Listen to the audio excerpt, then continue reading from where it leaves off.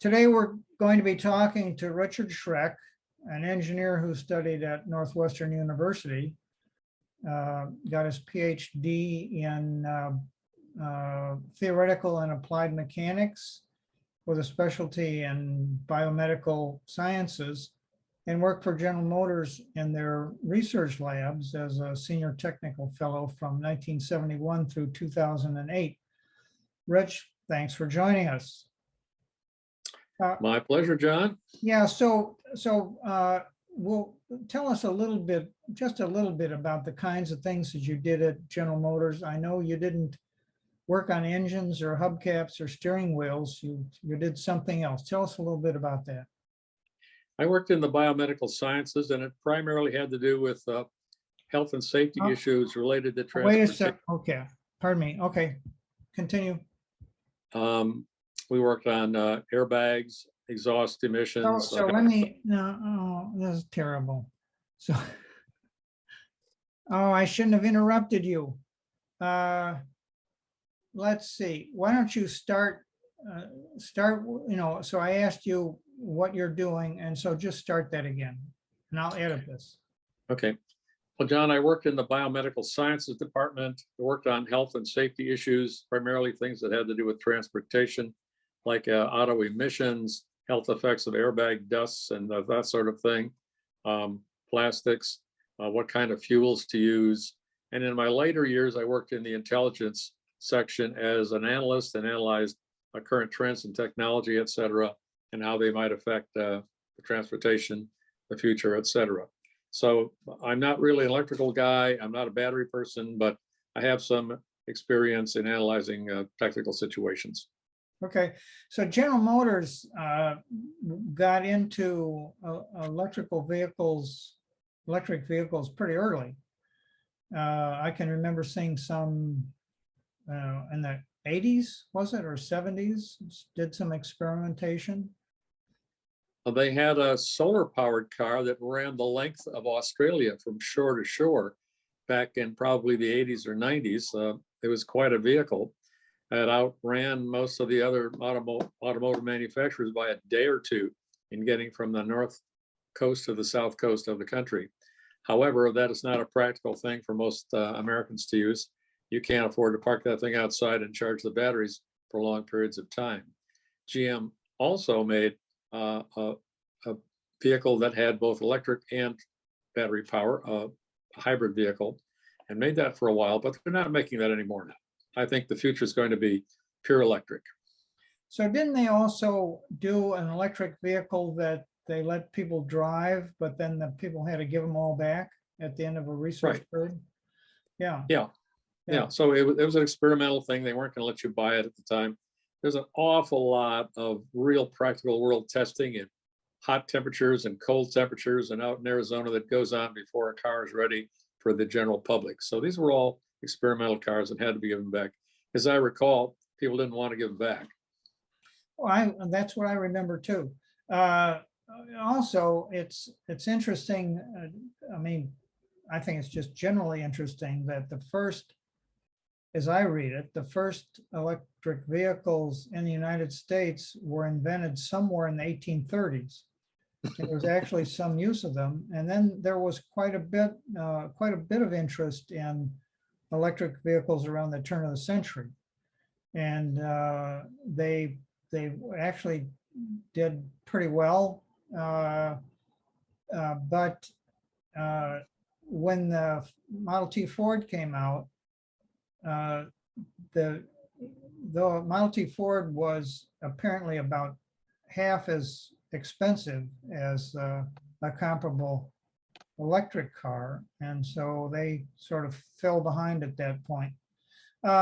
So we're especially interested in climate change and electric vehicles and what help they might give to those sorts of problems.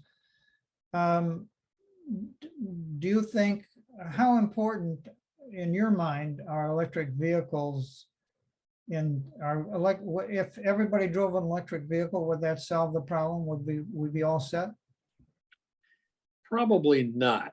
Transportation is one of the big uses for petroleum-based fuels, but also manufacturing Portland cement to make cement to make concrete, making iron and steel, making fertilizer for growing food, making plastic containers. There are about 5 big uses of petroleum, and certainly getting the transportation one so that it can be controlled more easily by centralized power stations is a big step forward. But some of these other things are going to have to also be dealt with before we really have a control of this emissions problem and can get ourselves off of carbon-based fuels. So electric vehicles are important. They're not by any means the whole answer, but it's something it looks like we really need to do versus internal combustion engines. So one interesting, I think, question about electric vehicles, and I think you're interested in this question as well, is today there's quite a bit of interest in electric vehicles. Tesla's doing pretty well. I think the numbers I looked at, I'm not sure whether I got this right, but it could be that Tesla would sell maybe 800,000 electric vehicles this year, which it seems like quite a lot. There's a lot going on in Europe. In Europe, there are twice as many electric vehicles sold, I think, as in the United States. China, even more than that. So there is quite a lot going on. So people are interested, but as happened with things like computers, there's a group of people who are, we could call them early adopters, who are just kind of excited about a new technology and want to do it. But they represent a small total part of the population. So even though there's general interest and it seems to be really important that we move towards electric vehicles, what is it going to take to actually have this revolution, this transformation happen? For instance, there were lots of automobiles, or there were automobiles for some time before all the horses disappeared from the streets. And I'm not sure how long that took, but it took a while. It wasn't anything that happened immediately, even though it seemed like vehicles were internal combustion engine vehicles were much superior to horses. It took a while. So what do you think? What do you think it'll take to get people to adopt electric vehicles and give up their internal combustion engines? What do your friends say about it? What do people you know say about it? Okay, I'll give you a joke here to just lighten things up a bit, John. You know, the Stone Age did not end because we ran out of stones, and the horse and buggy era did not end because we ran out of buggy whips.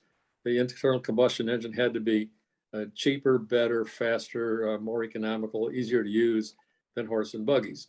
So knowing I was going to be talking to you today, I talked to some of my friends who are former educators, and I asked them, what would it take to get you out of your gasoline-powered car and into an electric?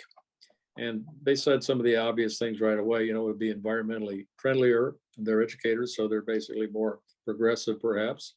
They also expect to have lower operating costs than they're having with their gasoline engine. No oil changes, not a lot of these other things that have to do with the engine and the transmission. You're pretty much just a body with tires and so forth, and electronics on board, and all of that's pretty well developed. Those are the pros. Now, some of the cons are that they're still concerned about the higher initial costs of buying these cars. There were government subsidies for a while. They've gone away. Mr. Buttigieg is talking about bringing them back again. So the initial cost is a problem, and that's basically because the batteries are so expensive. The other concerns were range. You know, they don't feel comfortable getting 250 miles and then having to find a place to recharge because they're afraid they're not going to find that. They're worried about charging rate because they don't want to stand around for half an hour or longer while they recharge batteries, and that could be a big problem if you're traveling long distances. I might add that generally people, I think half the American population doesn't drive more than 40 miles a day. So 250-mile range is quite adequate for most people's around home driving. But if you're on a vacation trip or a business trip, 250-mile, 300-mile range might be a problem for you if you can't recharge quickly. One of the other things they mentioned, of course, are people who live in apartments and condominiums and what have you. How are they going to charge their vehicle? Are they going to run electric cord out the window and out in the wintertime out to their car and try and charge like that out in the street? That sort of thing hasn't been solved yet. There's a concern about safety because, as you've seen, there's been highly publicized fires going on with some vehicles, usually after a crash when the battery is damaged. And way in the back of their mind, there's a question of, are these the ultimate batteries, or are they not going to last? And there are going to be some improvements coming along pretty quickly. So they're pretty well informed, and I think they're kind of cautious about this thing. But that's the sort of things they're worried about before they give up their gasoline-powered car and turn it over to an electric. So what do But you, you're right. I was going to give you one other thing I saw in the paper just recently, that Tesla doing quite well, and you're right, I think about 800,000 vehicles this year. A Chinese manufacturer has already bypassed them in total number of sales this year. So it's coming. And if it's not coming here, it's not coming in Europe from the more expensive cars, it may come from below with a very inexpensive car made in another country. yeah, I think Tesla's, sort of the low end of Tesla's line is about $46,000. And I think somebody, maybe it was Mary Barra of the CEO of General Motors, said that you really need to get vehicles down in the $30,000 or less than that to really have widespread adoption. So price is a practical issue. Definitely important, definitely makes a difference. But so range for you personally,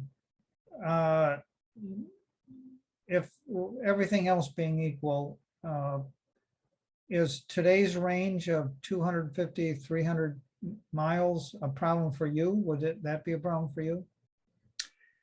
The way I look at my own driving, I don't think that's a problem at all. 250, 300 miles is probably what to be expected in a system right now. The reason I don't think it's a problem is I think that the charging rates are getting to be very fast now, and you can probably recharge in 15 minutes or so. Probably not a big inconvenience. You can stop for a cup of coffee, charge, and pretty much get on your way. Again, I think that's pretty much going to be solved. I think the other thing is the United States government has just said recently that they're talking about putting charging stations along major thoroughfares every 15 miles. In that case, you don't have the other scenario of 10, 20, 30 cars all pull into a rest stop someplace and want to plug into 6 machines. If you space them out like that, people can basically stop when they need charging and find the chargers are available.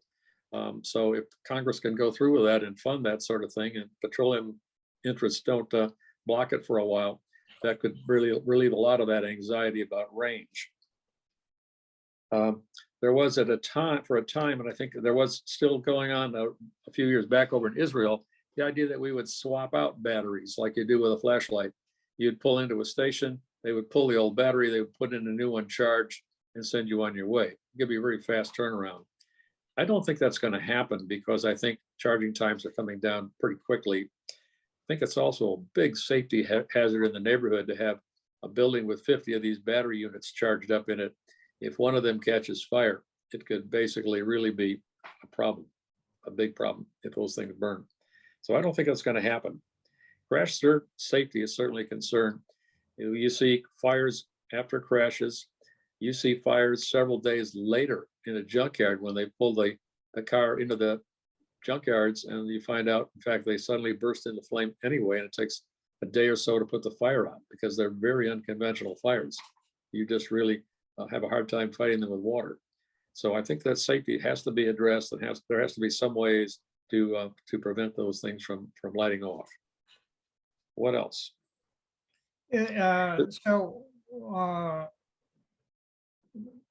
Costs. Well, so you're talking about crash safety or even after the fact safety relative to batteries.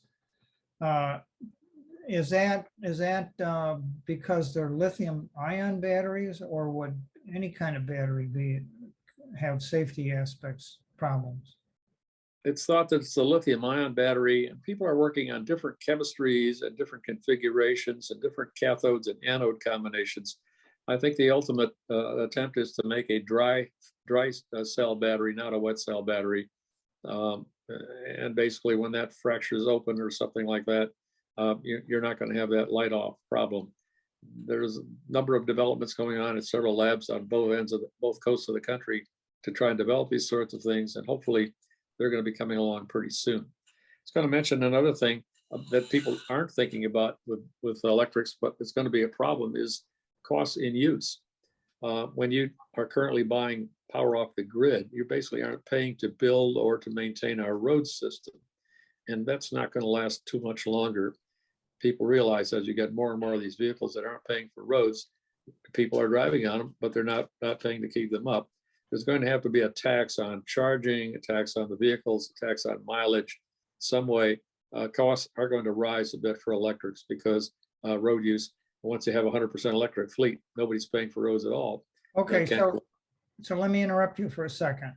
So I hadn't thought about it, but what you're saying is that when people buy gasoline for their car, part of the price includes taxes that are then collected and used to take care of the roads, right? And that happens at the federal level and at the state level. Right. And if a car doesn't, if somebody powers their car without gasoline, without a tax being collected, then how is the federal government and the state governments, local governments, going to finance taking care of infrastructure, the roads? I think that's important. And I suppose, I don't know what state by state, what the states or the federal government charges for the extra charges they add to gasoline, but maybe that would be somewhat similar. Those prices would be somewhat similar to the equivalent charge up. So in other words, if you run your car for 200 miles and you do that with gasoline, it costs you so much, and that 200 miles you're paying taxes of $5 or something. So to have a similar case with charging, to go 200 miles, you'd need to pay that same $5 in order to take care of the roads. So that's, so that's right now, that cost is not part of the equation, I guess, as far as I know. Right now, electric car drivers are basically getting a sort of a free ride off the gasoline fueled car drivers because they're getting the maintenance on the roads, snow shoveling, line striping, pavement, fixing potholes, what have you, all of that is being paid for by the gasoline and diesel people, and not by the electrical people. Obviously, that can't go on because as you get higher and higher percentage of electric vehicles on the road, you got the same amount of usage, but no one's paying to maintain it. So it could come in the form of a charge when you charge at a public station. If you're charging at home, though, then they're not going to get that on you.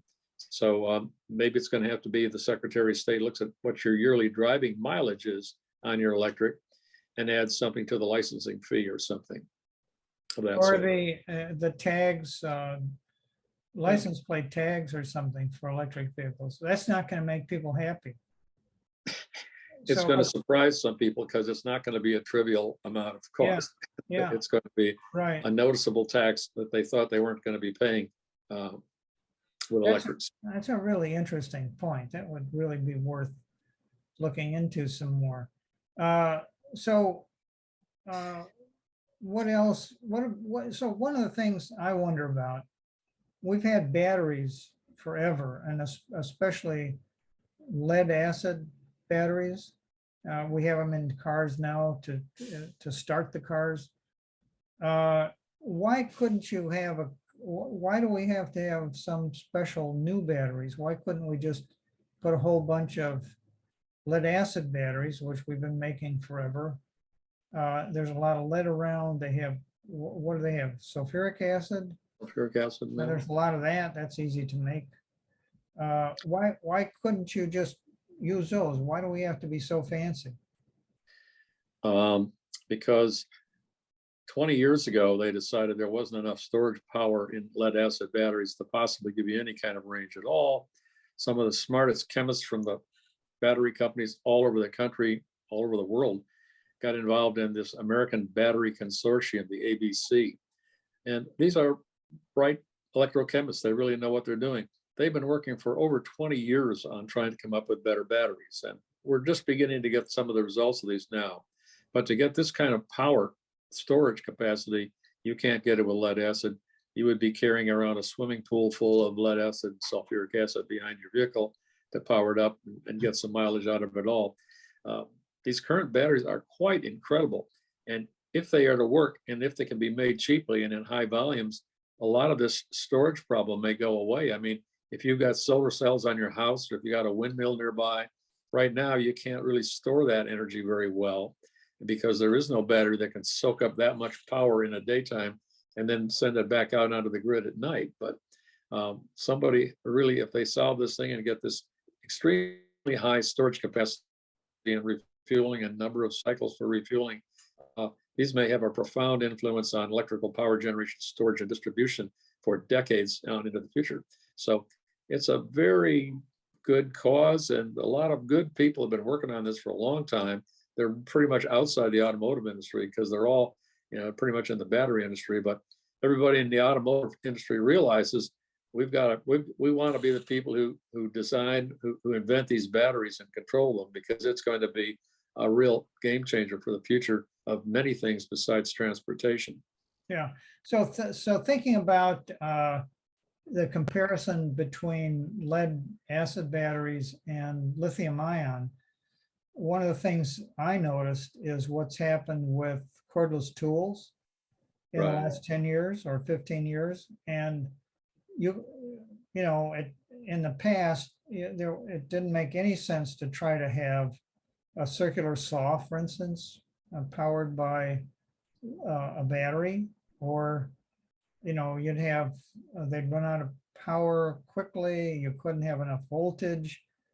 But today, it's just amazing and wonderful what you can do with battery powered tools that are so much more convenient than corded tools. They're more expensive, but I'm surprised at how much you can do with a lithium ion powered drill, or all different kinds of saws, because in the past you couldn't do much. So that's sort of what you're talking about, is the improvement in the technology of lithium ion batteries, and so they've improved quite a lot, and there's more to go, more promise. It seems there's a lot more promise to go. You just can't be sure, but there are certainly major labs on the East and West Coast that are working on these things. Some of them are about to go low scale production where they're trying to build plants, but these plants are somewhat like a semiconductor assembly place where they're probably going to be more or less a clean room environment in order to build these things, because slight amounts of imperfections or dust or dirt or getting into these things may make a big difference on performance. And so they have to design these things. They have to make them by the thousands. The automotive industry has to test them, and they don't test them for a couple of weeks. They're going to test them for years. They're going to test them in summertime and wintertime and dusty environments and salt spray environments and cobblestone environments. And they're just going to beat the dickens out of these things before they really come out in a large scale with them and finally declare one or the other new technology a winner. But they're working on new chemistries. They're working on new physical structures for the solution in between the two electrodes. They're working on electrodes. They're working on all sorts of expanded surface area electrodes and what have you. And someone's going to come up with a winner sooner or later. You have to sort of remember, it's kind of like the early years of the last century when you still had to crank a car to start it and what have you. We're kind of just moving a little beyond that right now in batteries. And at some point, There's going to be some big breakthrough, which is why when I listen to the things I needed to do in order to want to buy one of these vehicles, I want to make sure they found the ultimate battery solution before I actually buy one of these cars to keep. I would be much more interested in leasing one for a few years and watch what's happening in the development of batteries before I put $50,000 into buying one to use for many years into the future. Because if the batteries, if you buy this wonderful car for $50,000 and you get 400 miles range on it, what have you, and 3 years later they can do 600-mile range, your investment is not going to look very good, and the resale value is probably going to be much compromised because you moved a little too soon. Hopefully, they'll make the batteries interchangeable. However, if you look at your computers, your cell phones, and what have you, manufacturers have not been very good to us in giving us interchangeability. There was some sort of standardization would certainly seem to be valuable, so that if you had a car, if you got a Tesla or a Ford or a Chevrolet or something, and better batteries came out, it would be nice to be able to replace the old batteries with the new batteries, and you could keep your car a long time that way and have a greater range. What about lithium, though, is not as abundant as lead, for instance. And I think I've seen references to automobile manufacturers trying to secure supplies of lithium, secure supplies of batteries, and doing deals with mining companies, battery manufacturers, funding battery manufacturers. So that's so lithium and lithium batteries will become extremely central to automobile manufacturing. And any manufacturer who doesn't have control of that part of their supply chain could have problems, I guess. Just like access to platinum and palladium were essential for making catalytic converters in the last 30 or 40 years, and manufacturers scrambled to get into countries where it could be mined and to write long-term contracts to get control of this. The same thing is happening for lithium and cobalt and things like that for these batteries. The Chinese are very active in Africa trying to get these governments to give them access to mining it. It's very environmentally destructive. Of course, they really are kind of open pit mining these things, and then a lot of refinement involved in purifying the metals and shipping them out again. But my point is, just as you say, now you don't need lead. Now you don't really need lead anymore because you've got lithium. In 3 or 4 or 5 years, they may find out they don't need lithium anymore, and they can replace it with some cheaper metal. So the physical chemists are working on this, and if they do, all this effort to corner the supply on some of these metals may not be worth it anymore. You know, we just don't know. But certainly those are some of the things one has to watch in jumping too soon in this. It's sort of the Wild West. It's always good for technology people. It's always bad for business people because you just don't know where to make your investments. So you mentioned the implications for batteries and lithium and so forth, being able to store power. And we also talked about the need for some sort of taxing to go on with electric vehicles so that the roads and infrastructure can be taken care of.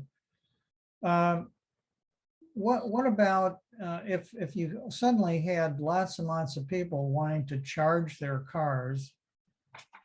What's that going to do to the grid? Do you think there's enough capacity for people to charge their cars? For instance, solar power and wind power, solar at least, is only available during the day.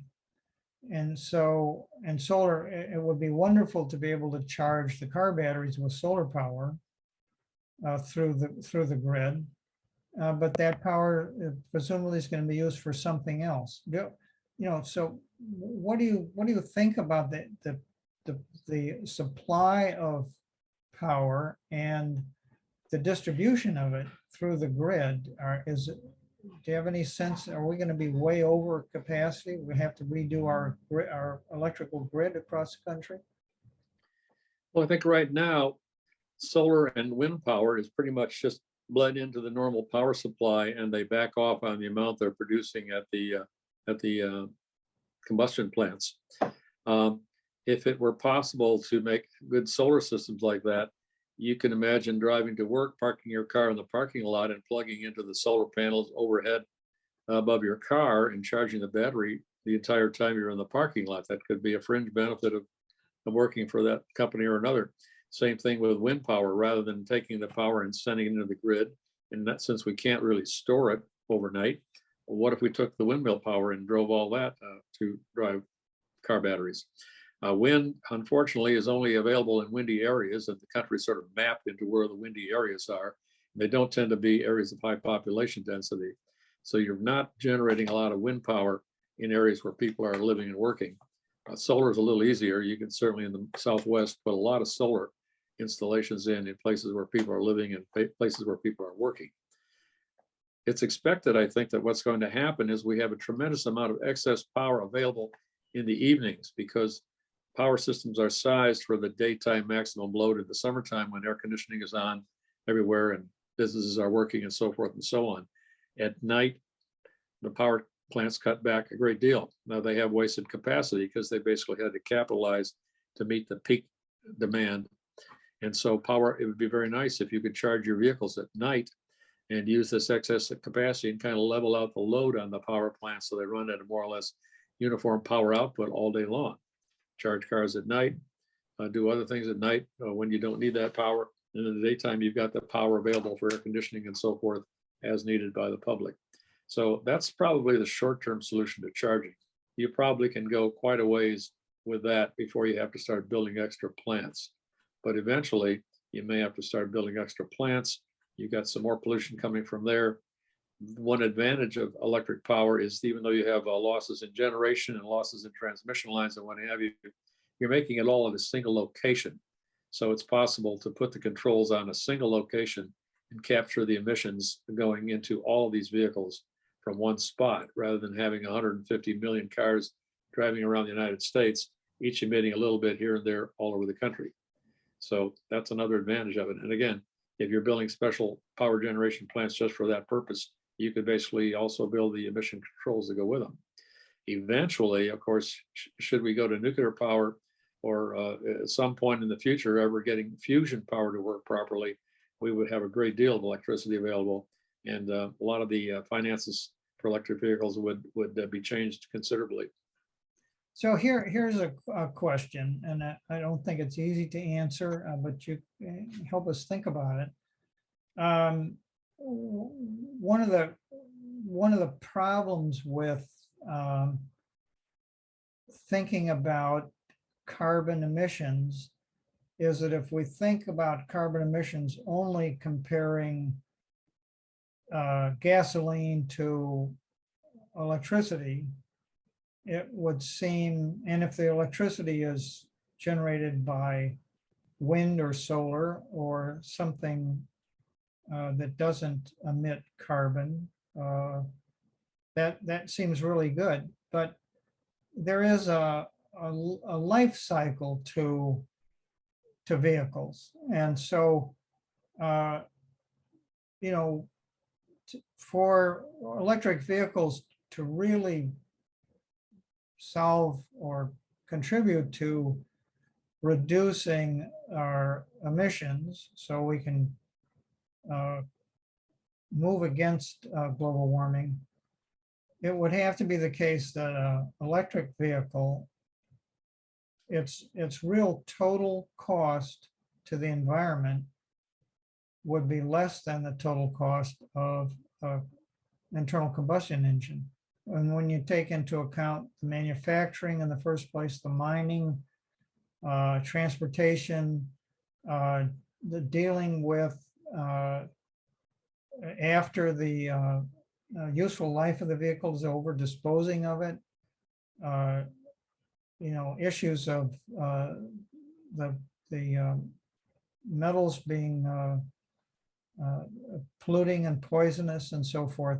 There are all sorts of costs that are, they're not hidden, but they're not obvious. They're not, we don't consider them at the front end.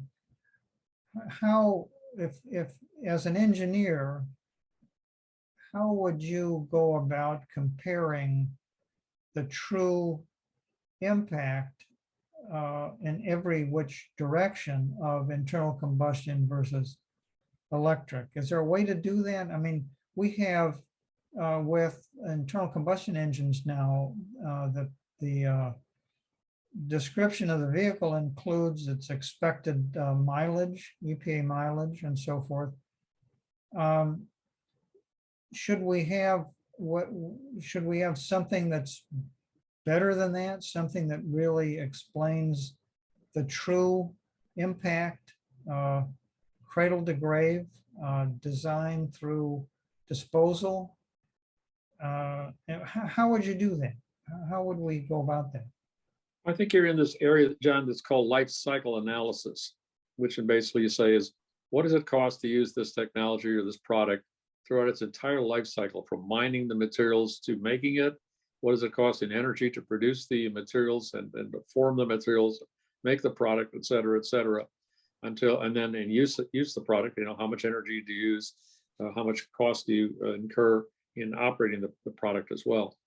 I think you could say, I mean, given that most of the product that we're looking at, and most of your concerns are about the body, the metal body, the seats, the plastic, the glass, et cetera, pretty much a wash between a petroleum fueled car and electric fueled car, where operating costs are the thing that we're differentiating. The other way you make things cheaper is to lower the cost of manufacture by using the car for more years. And cars have gradually gotten up to, I don't know, about a 15-year lifespan now, because they have rust prevented them quite effectively so they don't rust out. You basically are kind of going for the life of the engine and the transmission right now.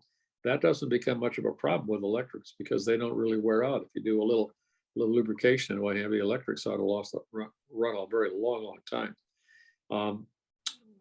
The other thing about cars is most of the automobile by weight is recycled now.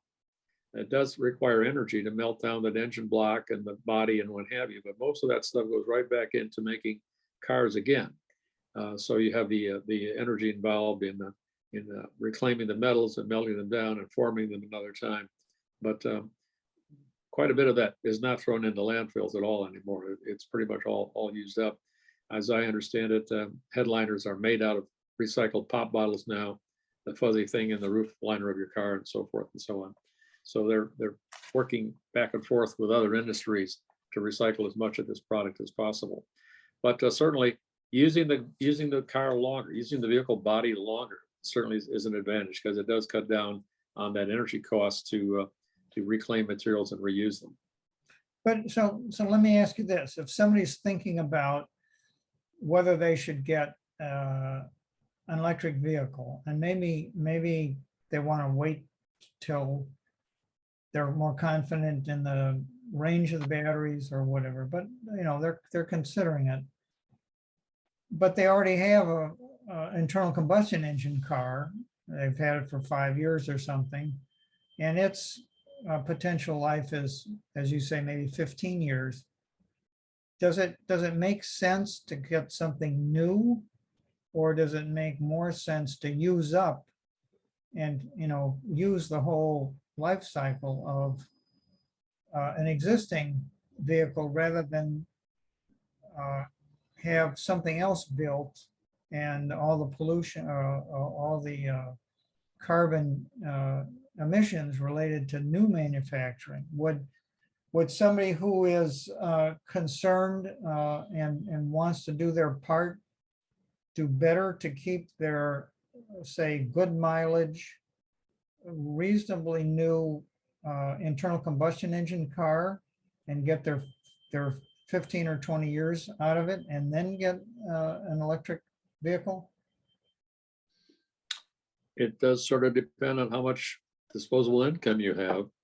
If you're limited in monies, I think you're you're talking the right option is basically to drive your petroleum fueled car if it's in good shape.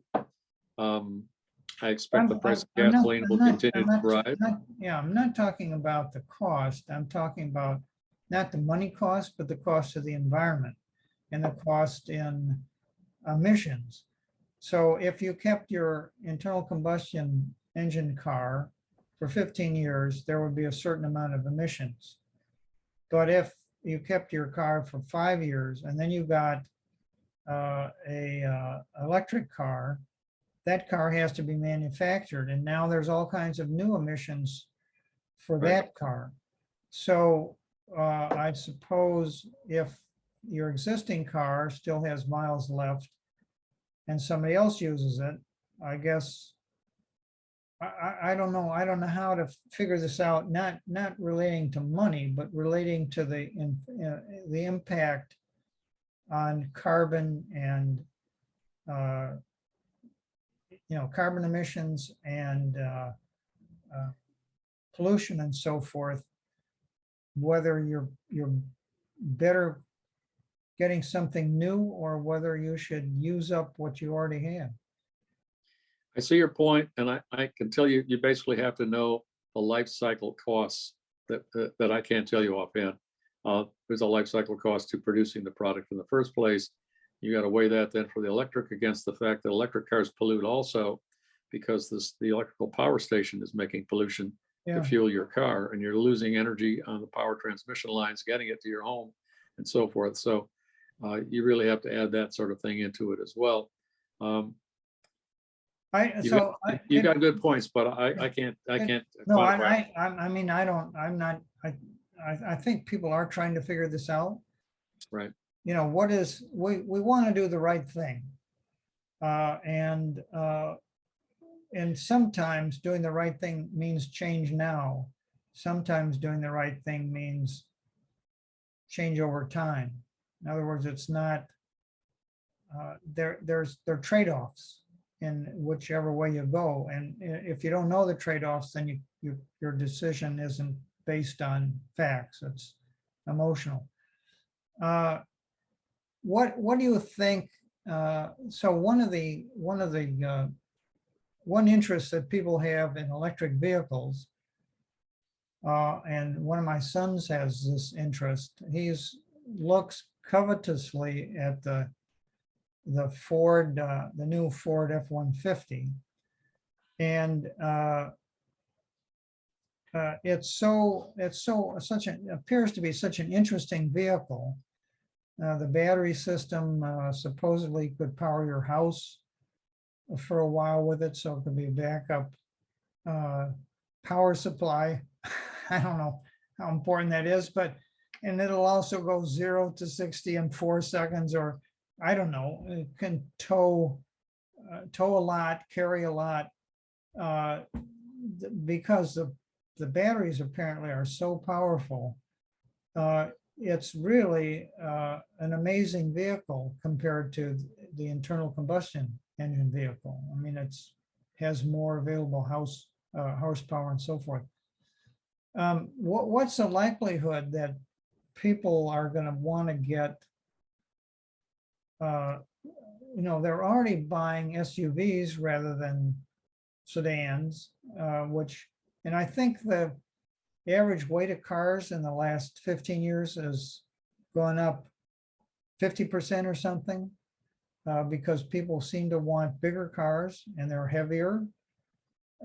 What's the chance that these electric vehicles will be so wonderful that people are going to want something really, really wonderful, lots of horsepower,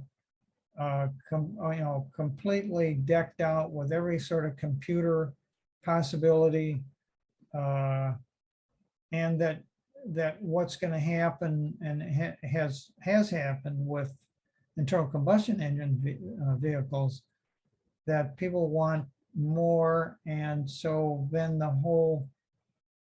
so then we have a problem where we end up with something that we hoped was going to do well for us, and in fact we created a monster, because we want more and more and better, we don't really need it, but people will buy it if they can. And so it turns out that the net with electric vehicles would not be as desirable, because somehow we want more than we need. I don't know.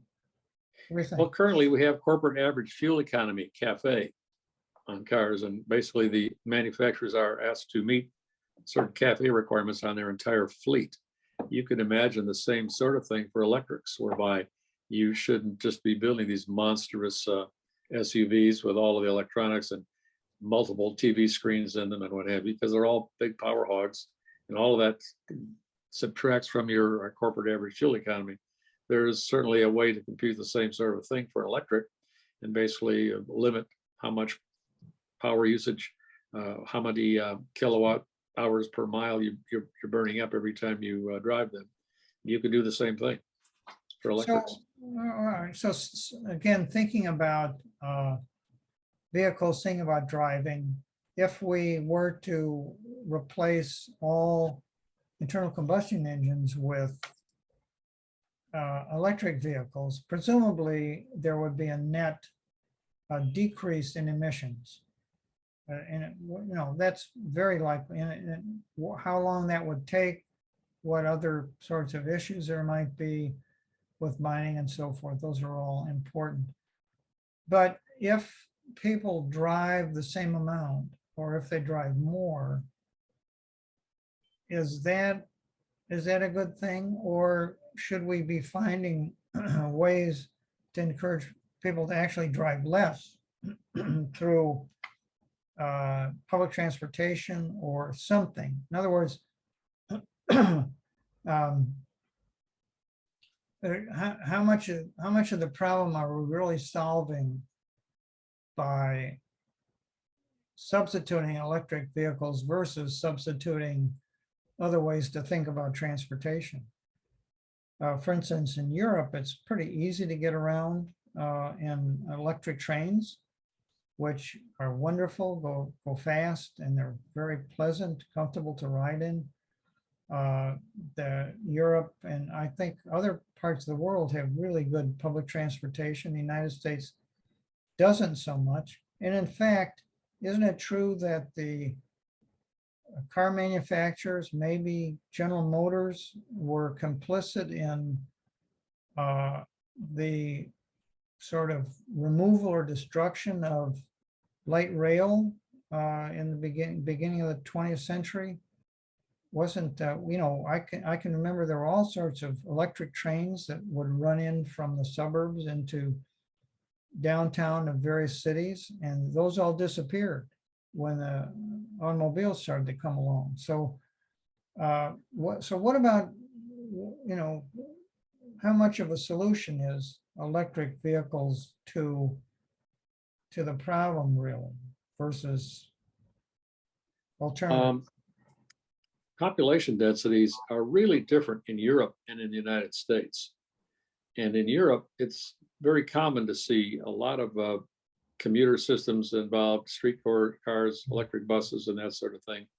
I know what you're talking about. Like in Amsterdam, everybody's on a bicycle over there. If you're only going 5 miles or so, nobody bothers with a car over there.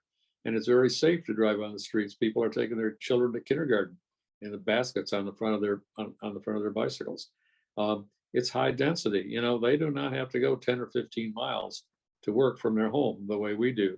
If we were to move people into the cities and make cities more habitable, you would certainly have a good argument for much more computer rail traffic than we have right now. We have buses, but electric buses, streetcars, that sort of thing would be a much more attractive alternative. To lay streetcar rails way out into the suburbs is probably it's probably very expensive to do. And it makes sense in Europe. Electric cars may make more sense in America if they reduce pollution, because you're just comparing that to gasoline powered vehicles. Whereas in Europe, is it electric versus streetcars? Probably is. And streetcars are a good alternative. So they're not going to need electric vehicles that much either, because they've already got transportation that's quite good. It's quite reliable too. Do you think automobile manufacturers are absolutely serious about electric vehicles. They talk a good game of predicting.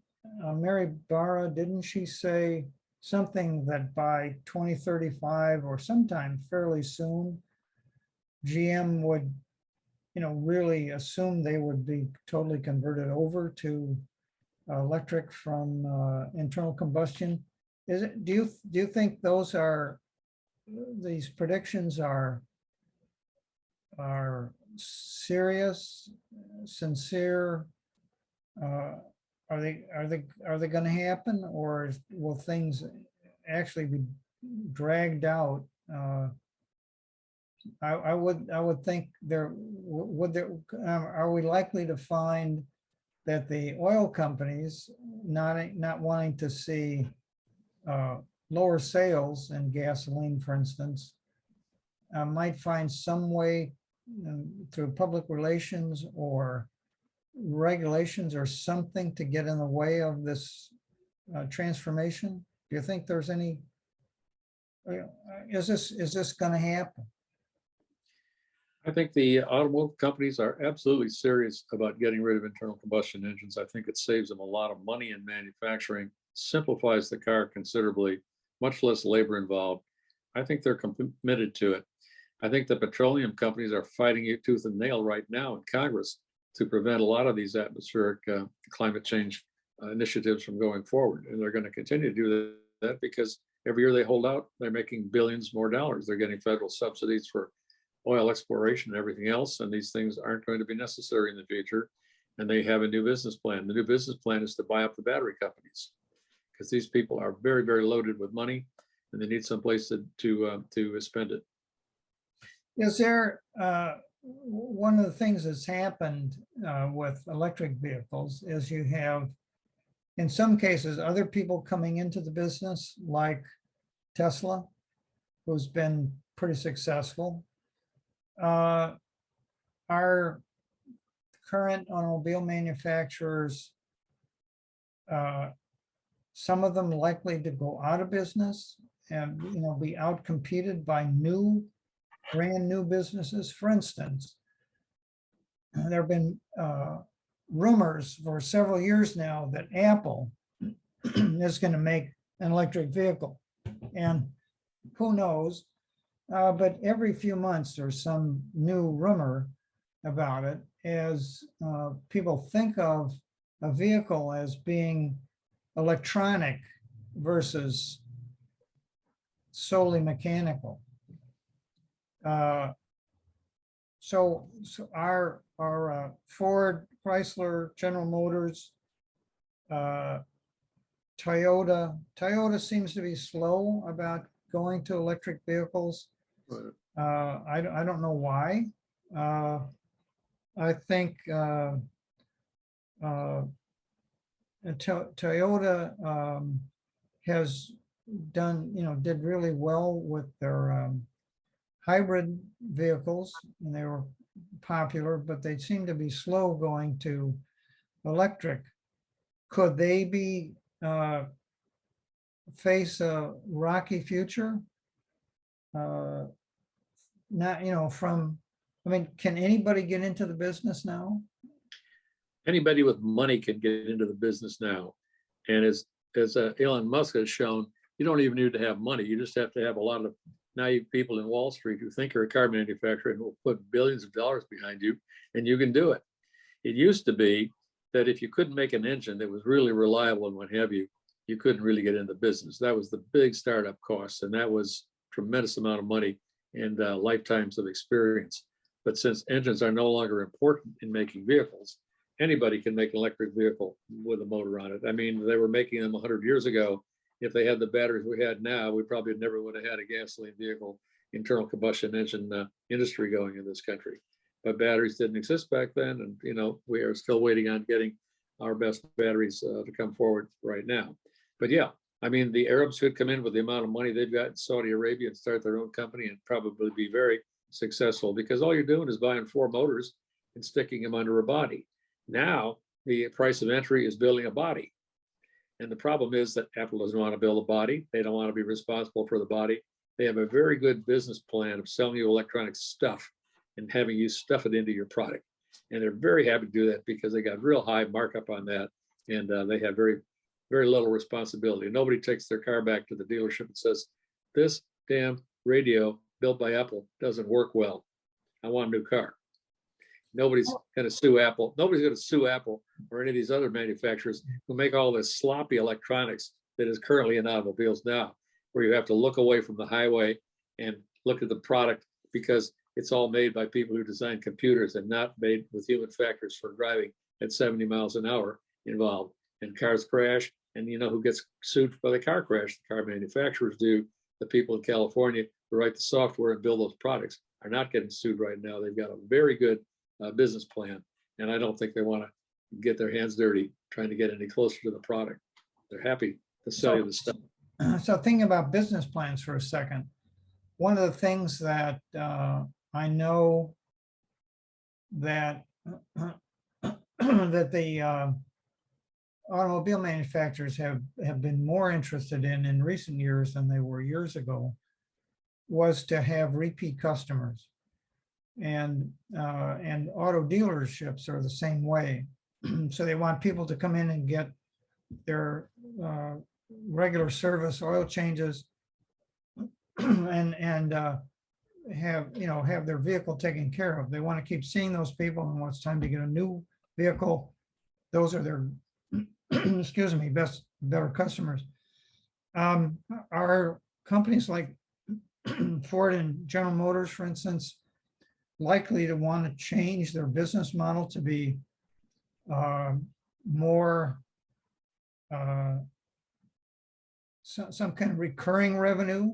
Could you see them renting cars and so that they're responsible for new batteries or something rather than people making an outlay and actually buying something? So you'd have well, what do you think about that? Is that, have you heard anything about? Yeah, that's been a discussion. That's been a discussion. Why don't we just sell transportation as a service and define transportation any way you want? Little compact cars. Smart people I know, typically foreign people who come in and understand the American transportation system better than a lot of us natives. They say, I'm buying a small car for driving around town. When I want to go on vacation to Yellowstone with my family, I go to the airport and rent a van. I only want it for 2 weeks. Yeah. You know, that's basically, you're buying transportation. You're not buying a car. I don't need to buy the biggest car for the biggest need that I have over the entire year if I only need it for 2 weeks. That's selling transportation. And the car dealers, I think, have talked about that. Not the dealers, the manufacturers, maybe the manufacturers with the dealers. Why don't we just sell the service? Why doesn't somebody just bring the car you need this week to your house? You drive it around and then give it back and swap it out for something else. It's better than Uber in a sense that you're in charge. There's a safety factor of who you're going to be riding with when you're riding an Uber. And you can go wherever you want and whatever. So what else we probably should wrap up fairly soon. What other things should we talk about? What other things would you like to mention that relate to the practicality of electric vehicles, the future of electric vehicles, the way in which they might be a panacea, might not be a panacea, what's realistic, what's unrealistic? One of the things that that one of a feeling that I have about cars is, and about well, cars in general, is that there's a pleasure. It isn't pleasurable to commute in cars. It's not very pleasurable to drive around in cities with cars, but it can be a pleasure to be out on the open road.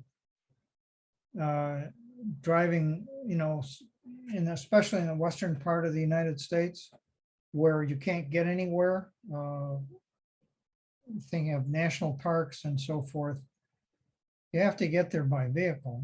There's no public transportation. They're far away from everywhere, but it's wonderful there's a pleasure, a freedom in getting out on the road in a good car. So I would think that with a good electric vehicle, that could be even a nicer experience than it might be with internal combustion. But anyway, what else would you like to add, or further thoughts about electric vehicles and where that's going and whether that's going to be helpful? Let me add a few more cautions about the batteries. Okay, we've already talked about range, and I think that's fine and probably going to get better. We've already talked about the rate of charging. People are aware of that. They don't want to spend a lot of time idling between stops. The number of charges, I don't think people talk very much about the fact that you can't keep recharging these things indefinitely.